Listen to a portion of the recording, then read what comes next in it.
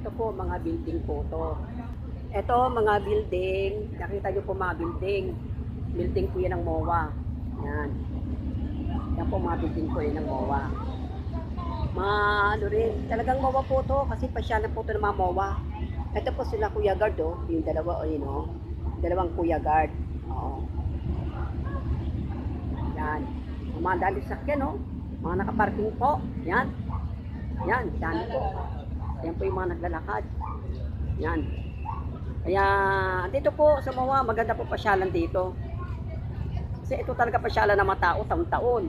Kahit hindi siya okasyon, pasyalan po siya talaga.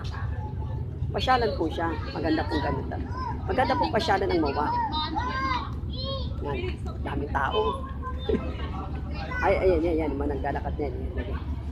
Dami yan. Ayan, si Kuya, kumaway na. Kumaway na si Kuya. Ayan, yung mga naglalakad. Ayan po, ayan. Ayan, may aso po. Nakikita ka niya sa Facebook kaya kumaway yan. Ayan po. Ayan po si Kuya, di ba? Dami po tayong pasyalan po dito. Yung pasyalan po yan. Yan, sila Kuya,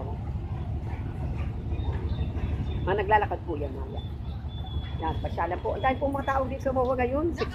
Kanina po umaambon. Pero mga tao kanina nagsilungan. Nung nga kami sa Patalang kanina ayun sila po yan. Yan, yung ano ng kainan. Yung mga gwardiya. Marami po yan. Ayan po sila ate, mga nakasakay. Mga nakasakay po sa ano. Mga nakasakay po yan sa ano yan.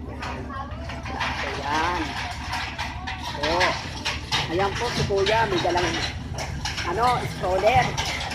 Ayan po yata ng yelo. Kuya, ayun si Kuya.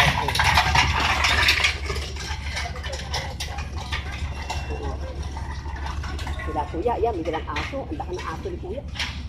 Yan, building po yan. Mamatatas na building po yan. Opo. Yan, magandang po yan. Building. Magandang pasyalan po yan. Yan si Kuya, naglalakad. Yan, yung mga tao po yan. Kaya dito muna kami kasi madilim. Kasi, ang init po doon sa tabing dagat. May init po. Kaya dito na lang kami muna sa Milong. Ayan, dami po naglalakad. Pasyalan po ngayon kasi aulo po ngayon ng bagong taon. Pasyalan talaga.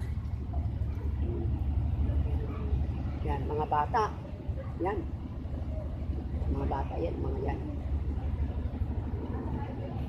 Marami pa po yan. Yan. Di ba po? Nakita nyo naman po, ang daming mga kasasakyan, mga building, na mga nagtataasang building. Kanina po, nakita nyo naman, di ba, ang dagat? Di ba, nilalagyan po ng buhangin. Hindi natin alam ang mangyayari sa susunod na henerasyon. Kung ano po mangyayari sa mundo natin. Opo. Yan. Sige po.